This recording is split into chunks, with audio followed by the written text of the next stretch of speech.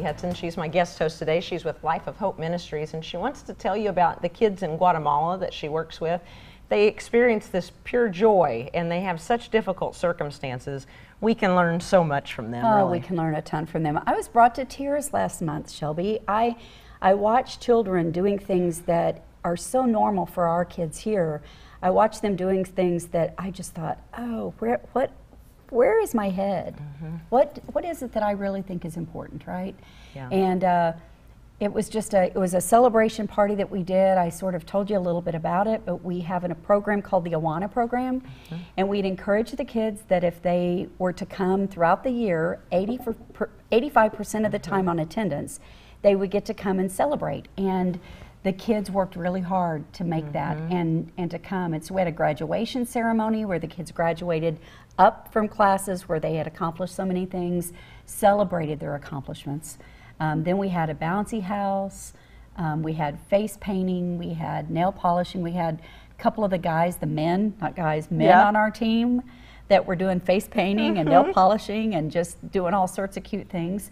And then we had pizza and soda like any good party should have, and the kids were absolutely overwhelmed with joy at just being able to run free and play, because it's not something they get to do on a normal, they hardly ever get to do that. Yeah. They don't have toys, they don't get to paint their fingernails, they don't have things that, that we take for granted every day. They live in the landfill, right? They live in the largest landfill in Central America. It's 27 football fields big. And for these kids, they get to come to the Awana program every Saturday. They get to come and they get to hear about Jesus. They get to sing. They get to learn things. They get fed a meal. And so it's a good way for us to teach them what is the right thing to do. And so what was this, really? You know, to be able to do some face painting and nail polishing, and the nail polish was even yucky. I mean, it was even gunky, and they didn't care. They just wanted, the girls wanted to feel beautiful, and they wanted to have a bounce house and pizza. That's a rarity, isn't it? It is a rarity. You see some of the pictures of them having fun and doing all of this. There you are with a little girl there. I was just so glad that I was busy, because I became very emotional when these kids, as you see them graduating, and they were all fun and games before they got to walk up to get their diplomas, and they were playing with their hats. But man, when it came time to do the graduation ceremony, to walk up there to receive their diploma and take their photo, they got serious. You know, this was a big deal. It was a big deal. So celebrating life. You know, Joy, this little girl didn't want us to do her nails. No. So just the beauty of children, and sometimes I think we overlook the simplicity of things here. And it's Christmas. That's what we should be celebrating. We should be joyful, right? We should be full of joy. Well, they need a lot there, and what I think is wonderful about your ministry, you know them. You go back and you're a familiar face, and they see you, and it's consistent. How can we help? What do they need now? What can we do in monetary? And I know you want people to go with you at times too. Absolutely, I do. But right now, it's a really easy ask, because we're coming up to January, and they'll be starting school back. And during January, they have to have school supplies, but most importantly, they have to have shoes. Their shoes have to be a certain kind, or they won't even be allowed in school, like little black shoes. So it's $3,750 for us to buy shoes for the kids. Wow. So somebody can go to our website at lifeofhope.org. They can hit the donate button. They can make a donation.